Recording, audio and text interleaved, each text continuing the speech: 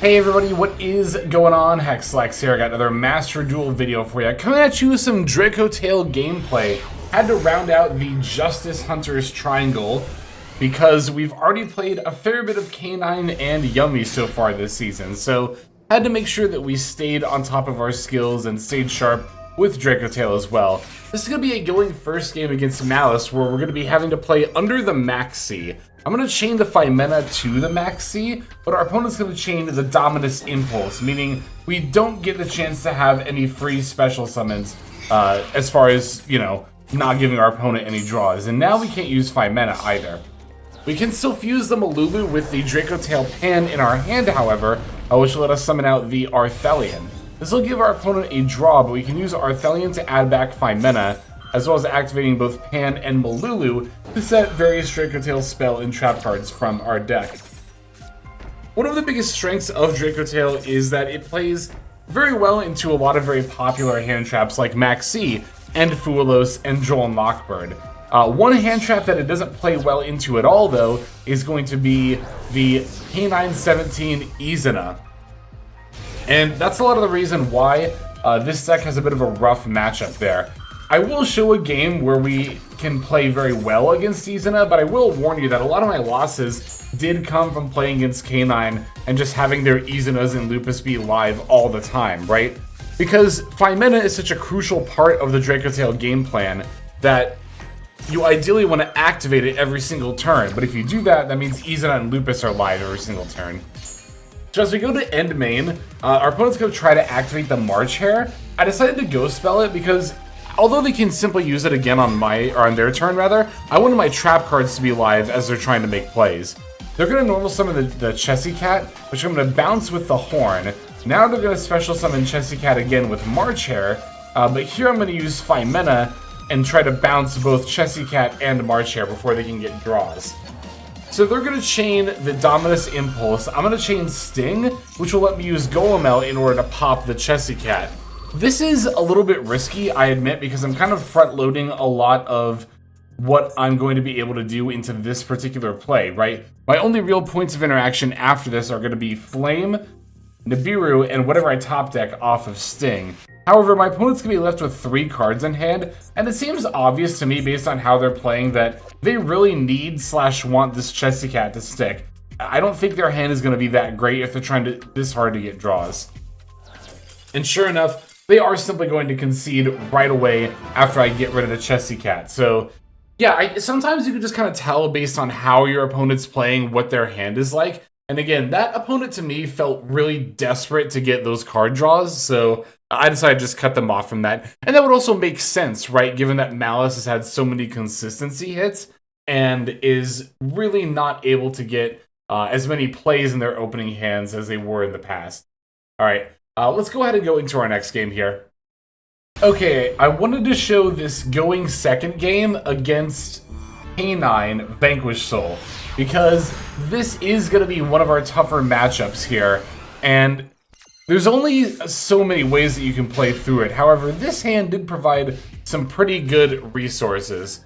So our opponent's going to lead with Stake Your Soul, right? And immediately we're faced with a bit of a conundrum, because we have the Ash Blossom in hand. However, if we use Ash Blossom, then if they have Izuna and or Lupus, that'll be live. So I think in a scenario like this, it's definitely still worth it to use Ash Blossom, because if you don't Ash Blossom a Stake Your Soul, and they don't have Izuna in hand, then they're still just going to full combo, right? If you Ash Blossom the Stake Your Soul and they do have Izuna, okay, they can combo anyway, but let's at least make them have the Izuna in hand, right? They're going to reveal an Impulse, which is further confirmation to me that it's a good idea to Ash Blossom, because it tells me their hand probably isn't that great if they're showing me Impulse and they have 3 other unknown cards. One of them does end up being Izuna. However, the fortunate thing for us here is that we were able to get the Izuna to activate before we used Phimena. Now we can activate Phimena using Malulu and the Orgola in hand. And with this, we can use Arthelion to target the Lupus. Now, Lupus, when it revives from the graveyard off of its effect, actually gets banished whenever it leaves the field, which is hugely important to us here. We'll negate Izuna, that doesn't really matter. We can set up our spell cards, and we're going to add back Malulu for future plays as well. So I decided not to bounce the Izuna, because I didn't want them to be able to just summon it during my turn, and I don't know if they're playing a second Lupus. There's a very high likely chance that they're not, but I didn't want to take that chance if I didn't have to. But yeah, like I said, Lupus, if it gets removed from the field, it's going to get banished. So that's a really good opportunity for us to be able to use the Arthelion like that there. And it's going to be enough to get our opponent to concede in this case as well. So while you do have a bad matchup into Canine for the reason of Izuna, if you're still able to use your hand traps in a good order, you can still kind of navigate around that. And also the fact that my opponent conceded after I got their Lupus off the field definitely tells me that their hand was as bad as I suspected, right? They would have had the Impulse plus 2 other unknown cards in hand. But yeah, let's go ahead and take a look at another going second game here. And this time we're going to be going second against Rocket/Dragon Link. I actually have not seen this deck on ladder that much at all. It's really sad. Like, I don't know. In my videos leading up to the release of the pack, I called Rocket a tier 3 deck, but I gotta say, I think it is actually still just Rogue, even with the new support. Now, granted, Rocket has even more support coming out in the future that will definitely buff its power level. But for the time being, while the new support has done quite a bit for the deck, I don't think it's enough to pull it out of Rogue status necessarily. Okay, so here you can see the only hand trap I really have is Nibiru. But I'm going to be patient with this Nibiru. I want to make sure that our opponent uses the most amount of resources possible before I just go ahead and drop it, right? So we know they have quite a few rocket monsters and the boot sector launch, which is right here. They're going to summon the Rocket Tracer and the Silver Rocket. Now, I could have used Nibiru there, but I wanted them to use at the very least Breach Whirl before I use Nibiru. Again, I just don't want them to end up in a situation where they're able to extend through my Nib and end on a full board anyway. Which means activating Nibiru at a point when they're deep into their combo, but they don't have a negate online yet. Alright, they're going to link Breach Whirl plus the Rocket Caliber into Triss Whirl. Triss Whirl is going to activate, that'll add the fusion spell Double Interlock, which they're going to activate.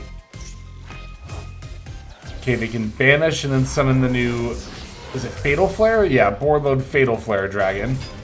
Let's let them add a rocket monster from deck to hand. It's going to be Rocket Detonator, which that can special itself if they control a Link monster. So I think what I'm going to do is, here in a moment before they make the Link 5, yeah, here's where I'm going to use the Nibiru, right? They're going to fire off a Maxi, which isn't ideal, but I know they can't extend with the Detonator that's in their hand. And hopefully I did this late enough that they aren't able to keep playing at all. They do have their normal summon, which is unfortunate, but it looks like they don't have that much to do with it. They're going to normal summon Tracer and then go into IP. Activate Dragon Shrine to send away Destrudo. Set one and then pass. End phase, they get to use Silver Rocket and summon out Magna Rocket. But as you can see, the Nibiru here was used at a good enough timing that they weren't able to keep extending, which was really something I was worried about if I'd fired off Nib like as soon as it was live. Using Nibiru can be quite tricky because it really requires like good knowledge of your opponent's deck, and I don't even have that good a knowledge of Rocket, but really I was just kind of paying attention to the board state within the realm of what I know Rocket/Dragon Link can do as far as when they can get a negate online. Alright, we're going to lead with normal summon Malulu. They're going to chain the IP Masquerena, threatening to go into, I'm not sure here, I don't remember if it's Little Knight or Fancy Ball. Looks like it is going to be the SP Little Knight. Alright, so Malulu's going to fuse with the Lucius in hand to make an Arthelion. And now we have the option to negate with the Malulu as well. And I think my opponent realizing that just ends up conceding. I was kind of worried about what the Little Knight was going to do, but Chainlink 1 Arthelion, Chainlink 2 Malulu, Chainlink 3, what was the other one? Lucius. So we can not only set up more cards from our deck, but If the Little Knight did not get activated on that chain link, the Malulu would have negated it, and then we would have definitely been good to go. Alright, I've got one last duel before we break down the deck list here. Let's go into that last game.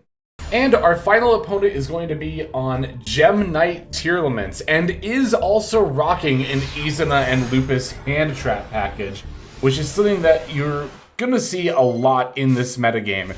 Even decks that aren't like dedicated canine builds are going to be on, you know, Izuna Lupus plus a couple of rank 5s in the extra deck.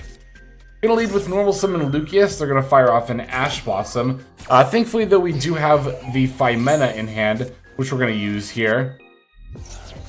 But they're going to chain a Maxi. Again, we can play pretty well through Maxi, as we demonstrated in the first game. So I'm not super concerned here. We're going to fuse the Lucius and Phimena in hand for an Arthelion. They get to draw, but we're going to go Arthelion, add back Phimena, and then of course we're going to activate both Phimena and Lucius. Setting the Dracotail Flame, as well as the Horn. Here I'm only going to give them one draw, since I already have 2 trap cards plus the Phimena, but they're going to end up using the Izuna here.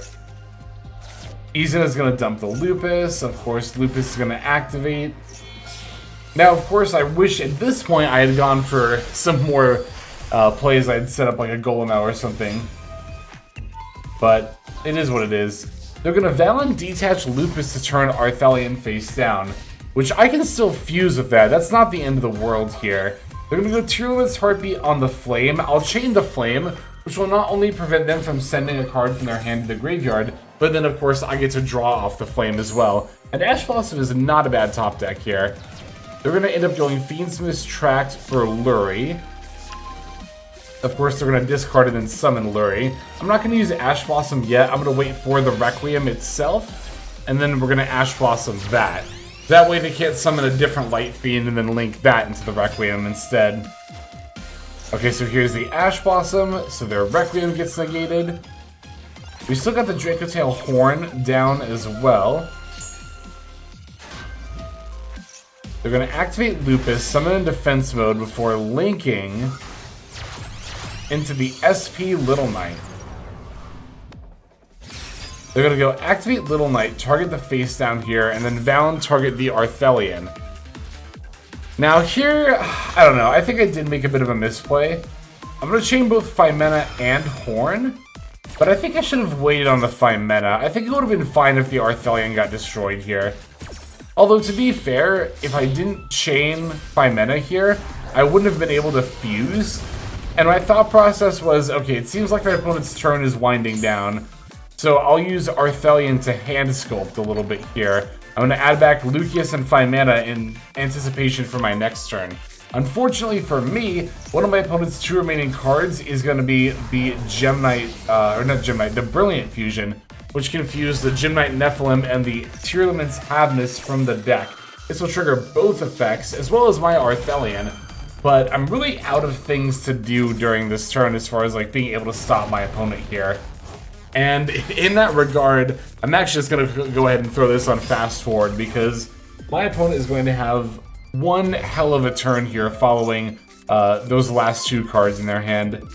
Yeah, I really should have been more cautious. Honestly, I think my opponent played this very well in that the way they played did lure me into this sort of false sense of security. Them going to the Little Knight kind of made me feel like they didn't really have that many other options, and so I felt good using my last bit of interruptions kind of, you know, all at once against the Little Knight there. But again, very well played on their part for them to hold the Brilliant Fusion like that. Now they can put back one of my Arthelions with the Kaleido Heart. They're going to send the other one with the Engraver. They did already use the SP Little Knight Banish effect, so they can't like attack directly this turn, but the board they're going to set up is going to be a lot more than I can deal with here. They've got the Caesar. The face down is going to be Tearlaments Soliac. They're going to put back my Cartesia, so I don't get to add that. And top deck, second Lucius is not ideal. Lucius is going to get negated by Soliac. And I conceded because my only other 2 lines there were Phimena and Ketu, and my opponent Caesar could simply negate both of those. So yeah, I definitely got played there at the end. Very well played to my opponent here. But let's go ahead and look at the deck list before we finish off. Okay, so here is my current list for Dracotail. It's really standard, all things considered. The main things that I switched up here were the hand trap lineup, mostly making room for Perilia, cutting down on Ghost Bell as a result of that. Still rocking the Droll and Mockbirds, because not only, of course, are they really good right now, but Dracotail can simply play right through it. I also really like Nibiru as a high-impact hand trap, and Dracotail is one of the few decks where I don't mind running multiple copies, because you can simply fuse away none needed ones into the Arthelion. The only real change to the extra deck is trying out the Psychic End Punisher, which I've seen quite a bit in extra decks. Of course, our Cartesia is a level 4 tuner, so in combination with level 8s is able to make, or sorry, that would be 4 plus 7, which would be Pan. But our Ghost Girls are level 3, and that can combine with level 8 in order to make the Psychic End Punisher as well. It seems like a really niche extra deck choice, but Dracotail has the space, and you never know, it could come up. I kind of like it more than the second Secretarian Dragon, especially in this meta. Second Secretarian Dragon made sense when you were running into Dracotail mirrors all the time, but now Dracotail isn't being played nearly as much, and of course a lot of the reason for that is going to be its relatively poor matchup into K9. Now, having a bad matchup does not make it unwinnable by any means, but it does mean that you're going to see a lot less of Dracotail overall in the current metagame. So yeah, I think that while it's not the best time to be playing Dracotail compared to, recent seasons, this is definitely still not a bad deck by any stretch of the imagination. I would definitely still call it tier 1 for sure. I think that Branded Dracotail is suffering more now in this meta that the poor K9 matchup has come about, because before, Branded Dracotail was already starting to fall off in popularity because of the fact that you have to play more bricks. Like, yeah, you have more options in the extra deck, and Branded Fusion is additional starters, but you have to play the bricks of Albaz and Dracotail Phyrexial, which means that you are ultimately less consistent than a pure build. And I've been seeing even less Branded Dracotail in this current meta, where it feels like those problems are only exacerbated by the fact that you have such a poor matchup so often at the time. Again, I don't think Branded Dracotail is a bad deck at all, but I do think that pure is definitely the way to go if you're going to be playing it in this current meta. Yeah, I definitely want to get more practice with Dracotail. Of the Justice Hunters decks, it's the one that I feel kind of least in tune with. Even less than K9, which just came out. Because I've been playing so many different K9 decks, I think. Also, I will admit that Dracotail of the three is probably my least favorite personally, because I tend not to be super into fusion decks most of the time, but it is still a very cool strategy, the way it has recursion. It's very simple, deceptively so, because it is still quite efficient and powerful despite its simplicity. Alright, I think that's pretty much everything I have to say about the deck, so let's go ahead and move on to our outro so we can thank our YouTube members and Patreon subscribers. Hey everybody, Hexlex here. Thank you so very much for watching all the way to the very end of the video, which by the way is one of the best ways to support the channel. Speaking of supporting the channel, take a look at the names on screen. These are folks who've been so generous as to either join as a YouTube member or subscribe over on patreon.com/Hexlex to support. There's also perks for doing so. If you would like to see YouTube videos early, as well as some exclusive videos that get uploaded to YouTube, but for one reason or another I decide not to publish, definitely go ahead and hit that join button to see content early, as well as some exclusive content. If you're looking for more exclusive content, over on patreon.com, I upload exclusive videos that are not posted on YouTube just about every single day. Whether you choose to subscribe over on Patreon, join as a YouTube member, or simply continue to watch, your support is greatly appreciated. Thank you so very much. But for now, this is Hexlex. I am signing out, and I hope that you have a fantastic day.